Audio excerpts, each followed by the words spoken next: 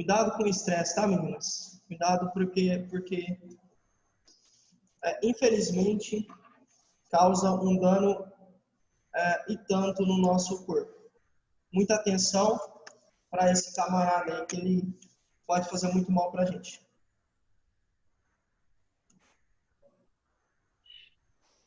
O que mais? Importante. Se você sabe que o seu paciente ou a sua paciente se estressa com uma situação, de alguma forma você precisa tirar essa pessoa desse contexto de estresse. Ou seja, olha, nossa, a dona Maria está muito estressada. E o que ela gosta? O que distrai ela? O que relaxa? Você precisa saber. Sabendo, aí você consegue, então, propor atividades, enfim, fazer o que ela gosta para que ela não fique tão estressada, assim, tão nervosa, tão irritada e tudo mais. É importante. Então, sim, o controle de estresse você tem que fazer do seu estresse, mas também é importante que você lide com o estresse da paciente ou do paciente. E esse cara aqui? Mais um cuidado fundamental. Respiração. Você já reparou que, eu não sei se você conhece alguém que tem ou teve algum tipo de transtorno, saúde, algum tipo de transtorno de ansiedade, de fobia, alguma coisa assim? Uma das partes do tratamento é a respiração. Por quê? Quando você respira adequadamente, corretamente, o seu cérebro é oxigenado, recebe oxigênio certinho, do jeito que tem que receber. Por meio, então, desse processo de receber o oxigênio, o seu cérebro, no caso, ele reage melhor, consegue trabalhar melhor, e aí, logicamente, você está afobado, está desesperada, deu uma crise. Quando você respira melhor, o seu cérebro consegue ir se acalmando, tranquilizando, interpretando ali o contexto, a situação, e você tende a ficar mais calma, por exemplo. Tá? Então, claro, manda bola.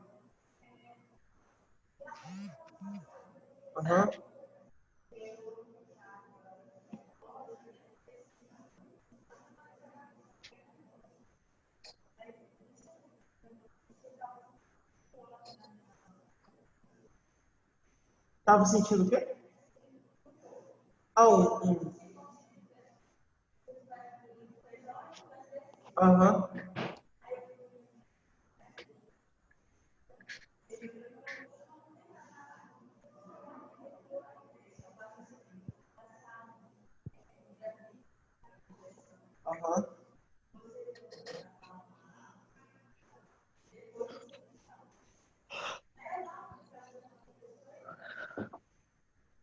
Tá bom.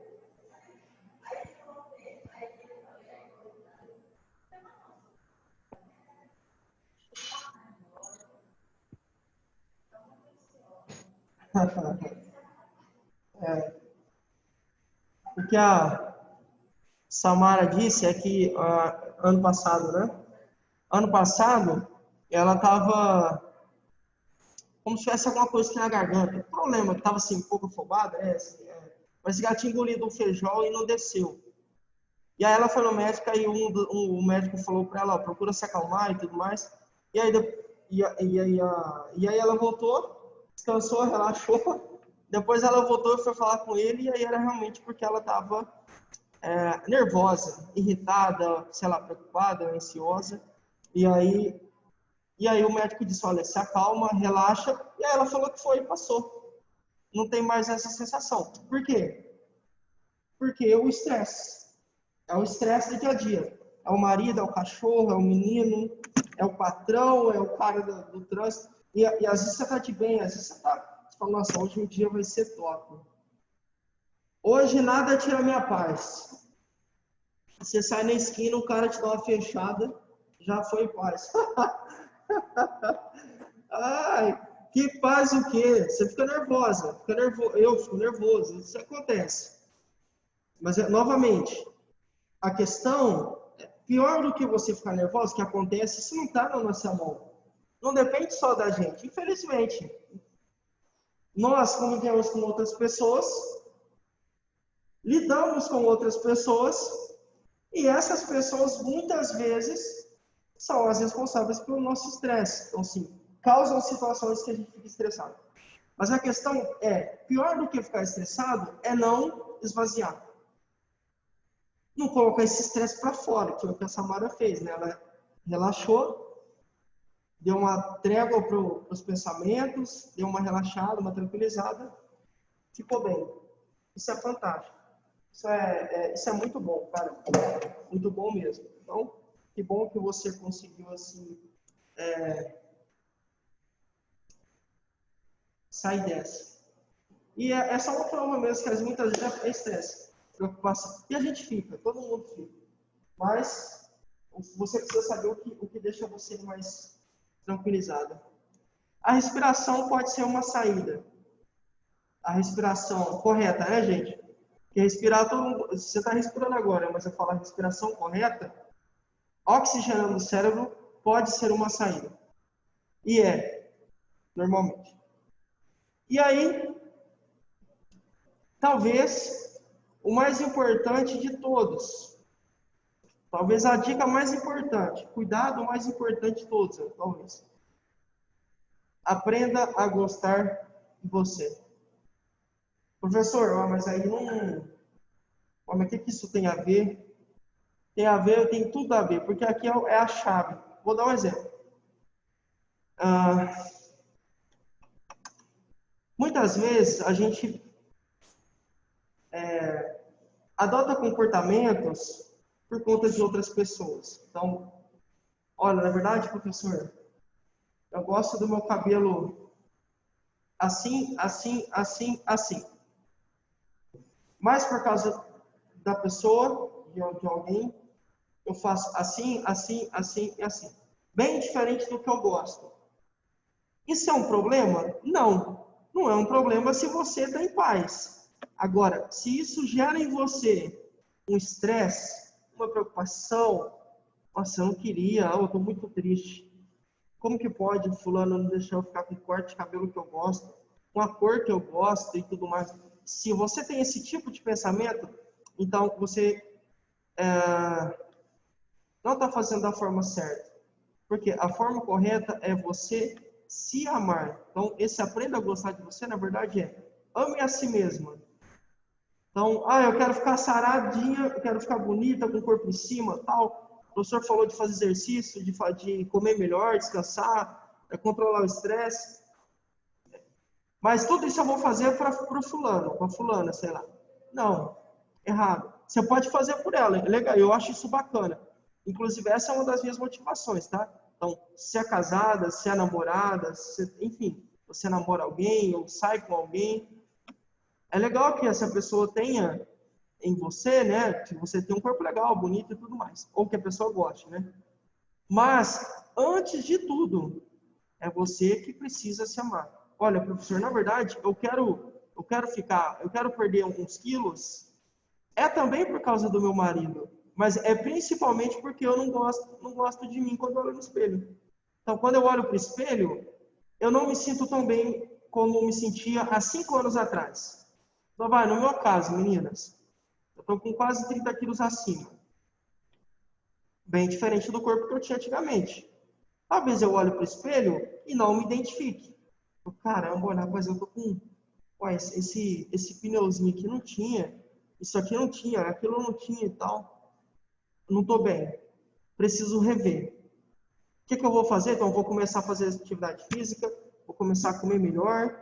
E aí você começa a mudar a sua vida, adotar uma nova conduta, um novo comportamento, principalmente para você, porque você se ama. Olha, eu quero deixar o meu cabelo, eu já falei para vocês, né? Meu cabelo, eu tinha a cabeça raspadinha mesmo. Não na Gillette, mas era na 1. Aí eu comecei a namorar a Giovana, enfim, aí ela gosta do cabelo assim maior. Tá crescendo agora, eu cortei no fim de ano. Mas assim, ter o cabelo assim, para mim hoje, como ela gosta, eu já me habituei. Para mim não é a morte, tanto que eu já estou até acostumado a cuidar, tal, dou um trato nele aí. Hã? É, ele fica enroladinho, ele vai ficando. Então assim, ó, eu tô, agora é porque eu cortei no fim de ano, deu uma tirada. Mas assim, eu não me incomoda mais. No início eu falava, caramba, porque eu era do tiro de guerra, e lá você corta um embaixo e dois em cima. É dois, um, nada mais, não tem nada, nenhuma firula, nada. Aí agora aqui não, a gente tá deixando e tudo mais. Então ele vai crescendo, vai ficando cacheado, e aí eu uso creme, então eu cuido dele, eu cuido bem. Mas isso para mim, assim, não é um problema. Mas se me incomodasse muito, eu deveria talvez chegar, né? Chama de morena, ou morena, ó, isso aqui me incomoda, olha, não é por aqui. E aí a gente ia chegar num acordo, tá? Então, qual que é a ideia? Você precisa ter uma nova conduta, melhorar algo na sua vida, inicialmente por você. Professor, olha, eu estou ganhando um salário, eu não gosto do salário que eu ganho. E aí, o que você vai fazer? Ah, não, já tenho 40 anos. E a gente começa a estudar com 80. Ah, eu não estou feliz no meu trabalho. Você está procurando um novo trabalho? Você está procurando, que é o que vocês fizeram aqui, né? Ó, você está procurando cursos, ter curso para poder melhorar o salário, melhorar suas condições, melhorar o currículo, faça isso por você, inicialmente, tá? Lógico, pela sua família, filhos, marido, também. Mas, principalmente porque você merece isso. Se você não entende o valor que você tem, então, o que acontece? Muitas pessoas não se dão valor. Então, eu não dou o valor que eu mereço em mim. Então, eu tenho o meu... Opa, e aí? É, aqui sim, e aí tem aqui no Zoom, e tem... Manda bala. É lógico, aí, tá certinho. A Samara acabou de ganhar um presente aqui. Ela veio presencial, foi presenteada. Você quer... É só dela ou vai ser comigo? Não, não, é porque ela tá tirando comigo, eu não sei. Meninas, espera aí, só vou tirar uma foto aqui com a Samara. É rapidão.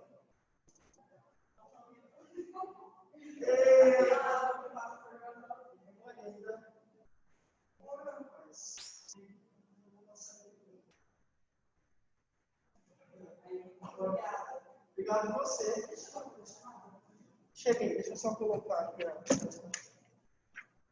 Tá feito, eu acho que eu vou vir da manhã, Renata Oliveira. Tá certo. Vou por aqui. Isso mesmo. Tá certo. Só isso aqui. Na verdade, a gente está fazendo isso agora, ó. Eu vou colocar aqui a data real, tá? Tá. Hoje é 3.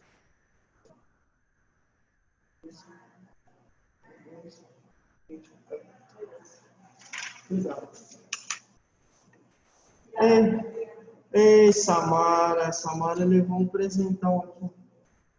Mas assim, tá isso, meninas. Faça por vocês. Faça por vocês, tá? Depois você precisa se amar. Se você não se ama, ninguém vai amar você. Se você não se valoriza, não espere que alguém valorize. Então, se você não quer um emprego melhor, um salário melhor, não quer que tenha um corpo melhor, não quer ficar mais bonita, enfim, não espere que as pessoas façam isso por você assim automaticamente. Não. Ame a si mesmo, tá? Ame mais você. Aprenda a gostar. Se você se ama, você vai comer melhor. Se você se ama, você vai controlar o seu estresse porque você sabe que o estresse faz mal. Se você se ama, você vai fazer higiene dental, vai cultivar amizades, vai lidar com a hidratação, vai fazer a higienização das mãos. Tudo isso aqui que a gente conversou, vai respirar melhor, exercício físico, tudo isso parte ou se inicia, nasce no amor próprio. Essa figurinha aí, ó. Love yourself. Tipo, é como se fosse amor próprio, ou ame a si mesmo. Tá? Se você não faz isso, esquece. Ninguém vai fazer por você. Então, é importante que você se identifique. Bom, os cuidados. Resumindo, né? A gente falou da água, lavagem das mãos, higiene bucal, exercício físico, descansar o corpo, cultivar as amizades, alimentação saudável, controle do estresse, respirar bem, adequadamente, aprenda a gostar de você. Se nós nos atentarmos a esses cuidados aqui, lógico, juntamente com aqueles que os nossos pacientes precisam, é batata. Você vai ser bem-sucedida, eu falo em relação ao seu corpo, né, sua saúde e tal, e o seu paciente também tende a ser bem-sucedido, se nós observarmos esses pontos, tá? Cuide de você, não cuida só de outros, não. Porque se você não está com o corpo bem cuidado, você não tem condições de cuidar de outros, certo? Quando eu falo corpo, quando eu falo cuidar da saúde, tá aqui, cuidados com a saúde, não é só a saúde física, eu preciso sempre frisar isso. É a saúde psicológica também, é a saúde social e a saúde física. São esses três tipos minimamente. E a espiritual também. A espiritual, social, psicológico e físico. Se você se você lida com esses 4 aspectos da sua vida, você vai bem, tá? Lógico, aí tem outros, né, gente? Tem o profissional e tudo mais. Mas é importante que você se atente. Você não é feita só de corpo. Não. Existem outras questões que vão muito além do corpo e essas outras questões também precisam ser assistidas. Você também precisa dar atenção a elas, o seu psicológico e tudo mais. Social, espiritual e por aí vai. Bom, em relação a esses cuidados com a saúde, alguma dúvida? Agora a gente vai começar um outro capítulo. É a mesma aula, tá? Só que a gente vai para um outro capítulo. Eu não vou para a gente já continuar. A gente ficou acho que umas 2 aulas nessa capítulo, aí a gente já vai continuar. Para não ficar atrasado, né? Para ficar no dia. Hã? Foi, é bem grande essa. Bem grande. É grande, tem capítulo que é bem grandão e tem outros que são menores, né? Bom, então vamos tocar. Qualquer coisa no final da aula a gente continua. Se alguém tiver dúvida, lembrar, pergunta, tá? Bom, beleza, professor, prestamos os cuidados básicos, os cuidados necessários, e agora a gente vai olhar para uma outra questão, que a gente já olhou no final da apostila passada. Quais são esses cuidados? Por exemplo, cuidados com a administração de medicamentos. É importante a gente, e até oportuno falar sobre isso, porque é difícil a gente pegar um paciente que não tome medicamentos. Então, assim, provavelmente, assim, muito provavelmente mesmo, o seu paciente vai usar medicamentos, tá? Provavelmente. Então, a gente precisa conversar, sim, sobre isso. É um tópico muito importante. A gente já conversou, né, nas aulas 18 e 19 da apostila anterior, mas a gente vai reforçar mais alguns pontos. O primeiro ponto que precisa ser observado é o tipo de medicamento que o seu paciente toma. Como assim, professor? Que tipo é? Como assim? Quando a gente fala o tipo de medicamento, a ideia aqui é que você observe as alterações que o medicamento que o seu paciente toma podem estar sendo causadas por ele. Ou seja, a dona Maria, dona Helena, sei lá, toma remédio para pressão. Diariamente você afere a pressão dela. Você verifica como a pressão está, se aumenta, se sobe. Enfim, você diariamente faz o controle, né? Você verifica, afere para você ter um parâmetro. De repente, você notou que a dona Helena está tomando, sim, o medicamento, mas a pressão continua alta. A pressão será, vou dar um exemplo, 18 por 9. A pressão fica lá, 18 por 9, 18 por 9, 18 por 9, 18 por 9, 18 por 9. Tá alta, é um fato. Mas ela não toma medicamento para a pressão? Toma. E mesmo assim está alta? Está. Por quê? Tem algo errado. E aí a gente precisa verificar o que é. Mas entendam, se você não tem essa análise, esse start, essa sensibilidade, fala, caramba, se ela toma remédio para pressão e a pressão continua alta, tem algo errado. Ou o medicamento, a dose está baixa, ou, sei lá, ela está sentindo dor e não falou pra gente, ou toda hora que eu vou aferir a pressão, ela quer ir no banheiro, porque é maior quantidade de... Eu já falei isso, né? Quanto mais líquidos a pessoa tem no corpo, maior é a pressão. Então, assim, tá com vontade de ir no banheiro, bexiga tá cheia. A pressão fica mais alta quando você vai aferir. Tá? Então, ou você está aferindo a pressão na hora errada, no momento errado, ou ela está com dor, ou, sei lá, com infecção, ou o medicamento não funciona. A dose está insatisfatória, baixa demais. E aí, obviamente, se a dose é baixa, a concentração é baixa, a pressão continua alta, ela não vai mesmo baixar, porque o remédio não vai fazer efeito, tá? Precisa de mais. Então, esse raciocínio relacionado ao tipo de medicamento e ao efeito que esse medicamento causa no seu paciente precisa ser feito. Diabetes. A gente vai aprender como é que verifica. Se você não sabe, né? Mas a gente vai aprender na prática também. Como é que você verifica a glicose do paciente? De repente, ele toma já insulina, que é um medicamento para diabetes. Toma insulina. Diabetes continua descontrolada, descompensada. Tem algo errado, gente. Aí você, lógico, tem que observar. O que é? Por que aquilo que está alterado? É que ele está comendo escondido de você? Ou ele não tem feito a dieta que a nutricionista passou? Ou será que a insulina aqui também não está na dose adequada, na concentração ideal? Consegue? São essas reflexões que a gente faz por meio de observações. Então, você observa o paciente, bate com o tipo de medicamento que ele toma, e aí você tem um resultado, tá? O resultado é assim, caramba, acho que tem algo errado. Professor, é minha responsabilidade saber o que está errado? Não, não é. Não é. Você não... Lógico, porque o médico vai fazer exames, vai fazer...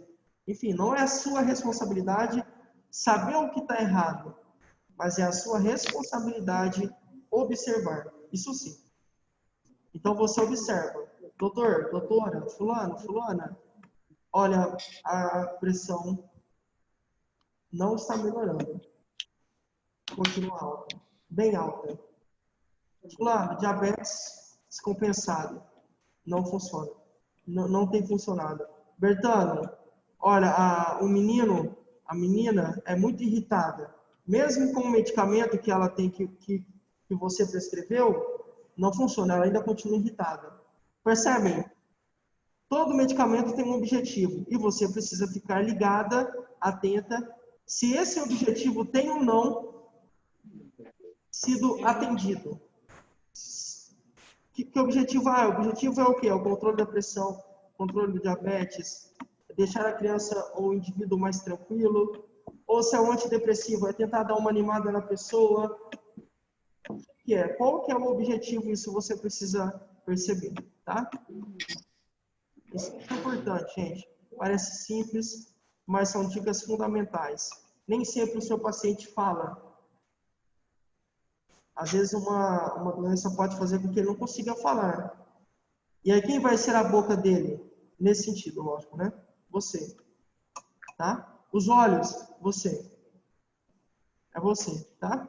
Então, é nossa função também reportar à equipe o que temos observado. Olha, não está funcionando isso, isso, isso, isso e isso. Ah, mas o que você tem feito? Olha, eu tenho feito isso, isso, isso, isso. É correto? Será que não é um medicamento? E aí você então você ali com o profissional, vocês discutem e aí o profissional vai direcionar o que deve ser feito, tá? Mas você não pode simplesmente ignorar esse fato que você também tem responsabilidade nesse sentido, tá? Não é só trocar fralda, gente. Não é só isso, né? Dar banho não é só isso. É além. Quem faz isso são os cuidadores medianos. A gente tem que procurar sempre o seu melhor. Então, qual é a melhor versão da Eliana, da Andréia, da Samara, da Maria? Ou a melhor versão, qual é? Da Sônia, da Antônia? Qual é a sua melhor versão? É essa que a gente vai procurar. Ah, mas tem cuidador que não faz isso. Tem cuidador que só dá o medicamento e deixa rolar. É verdade, por isso que essa pessoa nunca sai da média. Pode reparar, nunca vai ser destaque em nada, nunca vai ser referência. Não, professor, eu quero um dia trabalhar no Einstein. Eu quero ser cuidadora do Einstein. Quero ser cuidadora, não conheço hospitais aqui, mas sei lá. Quero ser cuidadora, sei lá, acho que eu tenho Hospital São Paulo, que eu acho que é particular, né? Vou dar um exemplo. Do hospital, digamos que o sonho da sua vida seja contratada do hospital, você quer ser contratada como cuidadora. Do Hospital São Paulo, sei lá. Você acha que o hospital vai contratar uma cuidadora mediana? Não vai. Em tese não, né, lógico. Vai sempre procurar os melhores. E quais são os melhores? Os que se destacam. Os que são referência. Quem é que se destaca? Quem é referência? É a pessoa que vai além, que está além da média. Você tem que fazer coisas que a maioria da turma da sua classe, da sua profissão, não faz. Senão você vai ser mediano, mediana, não vai virar nada, tá? Outro ponto importantíssimo, 2 pontos na verdade, né? Orientação quanto à administração e o armazenamento de medicações. Vamos lá. O que eu gostaria de dizer é, isso também impacta diretamente como enxergam você no mercado, tá? Você orienta o seu paciente ou não? Lógico, você não tem que saber, você não é médica, né, gente? Você não é farmacêutica, não é verdade. Eu entendo isso. Mas você sabe, a gente já falou aqui que, por exemplo, que armazenar insulina na porta da geladeira é errado. O certo é armazenar em cima do gavetão de vegetais, de verduras que tem aquela gaveta que a gente põe as frutas. É ali em cima daquela gaveta que você tem que colocar a insulina. Aí você sabe disso e você vê o seu paciente colocando no congelador. Você sabe e deixa colocar no congelador. O que isso vai fazer? Vai fazer com que o medicamento não tenha o efeito esperado. Não vai ter o efeito esperado, tá? Além de ficar congelado também, né? Provavelmente vai congelado. Provavelmente. Mas a ideia é, você vai indiretamente modificar as propriedades farmacêuticas, né, do medicamento. Não é isso que a gente procura, certo? Então, atentem-se a isso também. Não são questões simples. Olha, não, eu gosto de deixar o medicamento no banheiro. Não pode, por conta da umidade. Eu gosto de deixar na sala, no sol. Errado. A luminosidade também altera as propriedades do medicamento. Então, são questões... Não, eu gosto de deixar assim na janela, que lá fica quentinho. Errado. O calor também altera. Então, luminosidade, umidade, temperatura, tudo isso altera as propriedades do medicamento. Outro ponto de armazenamento. A casa tem uma criança que é o... Lembra do Pestinha? Você sabe que na casa tem uma criança que é um vendaval. É um furacão, menino. Você vai deixar o medicamento ali ao alcance dessa criança? Não. Não vai, não pode. Porque algum momento essa criança pode pegar o medicamento, infelizmente, pode acontecer alguma situação ruim.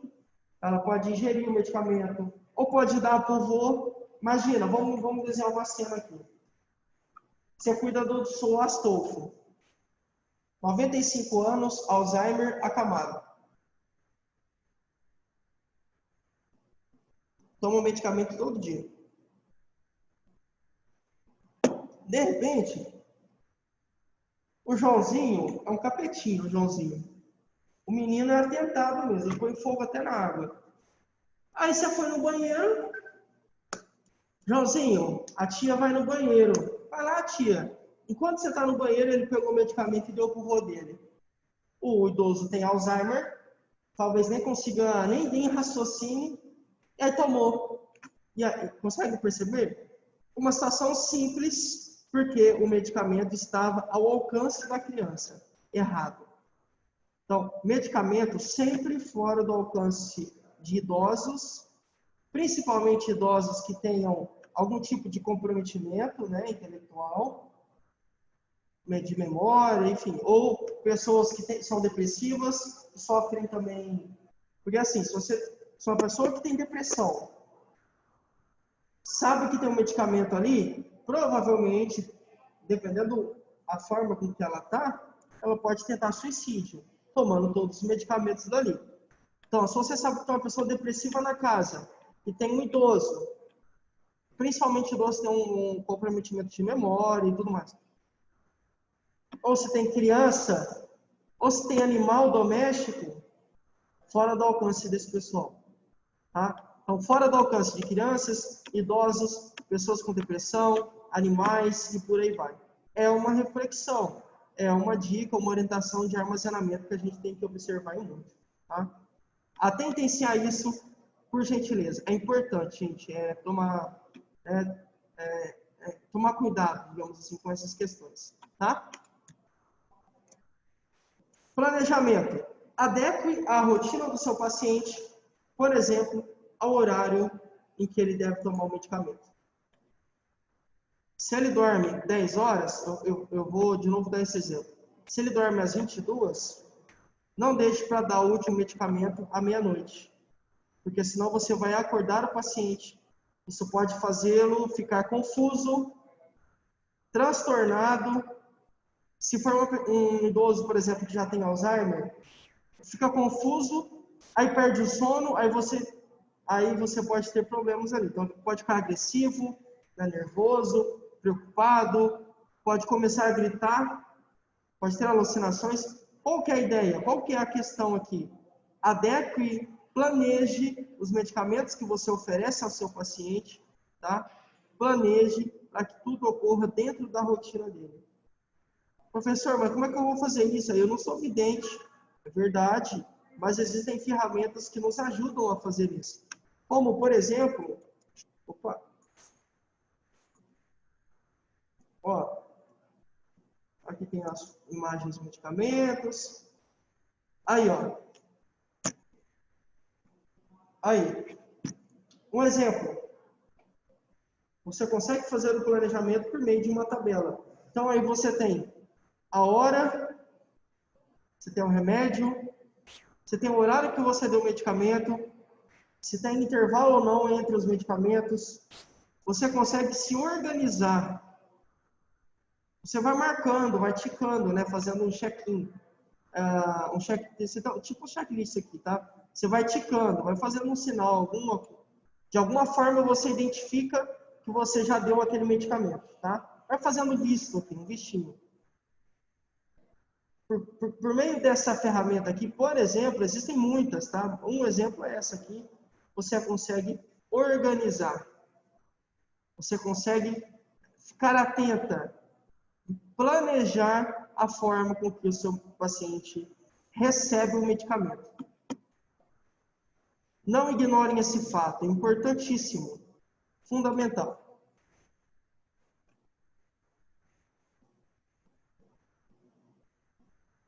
Certo? E aí aqui agora sobre os cuidados, né, com o quarto do paciente.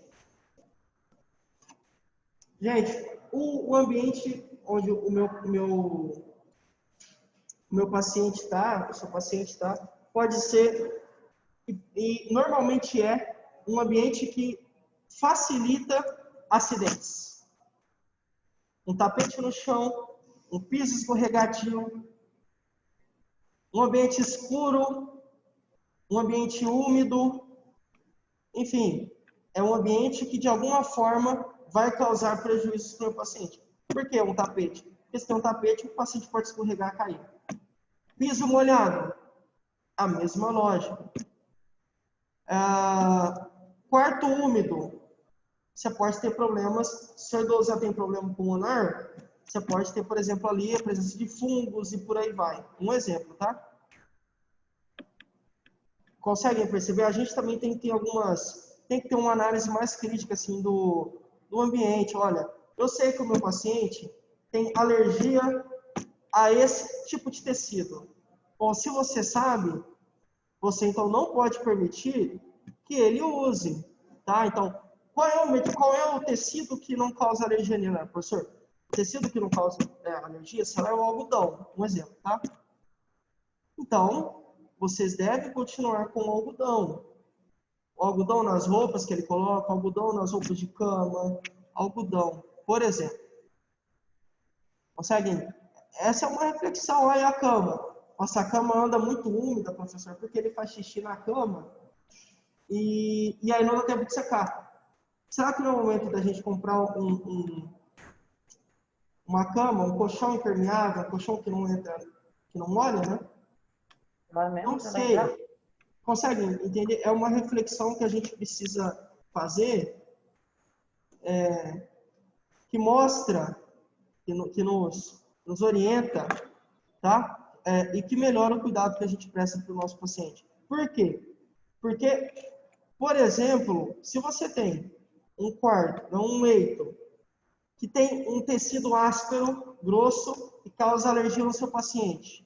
Aí, se o seu paciente também não está bem hidratado, não come direito, tudo isso, se ele faz xixi na cama, a cama fica úmida, e aí, enfim, não dá tempo de secar o colchão, então, tudo isso aumenta a chance dele ter, a gente chama de úlcera por pressão, que é a escara. O pessoal falava escara antigamente, não se utiliza mais esse termo, agora o correto é úlcera por pressão.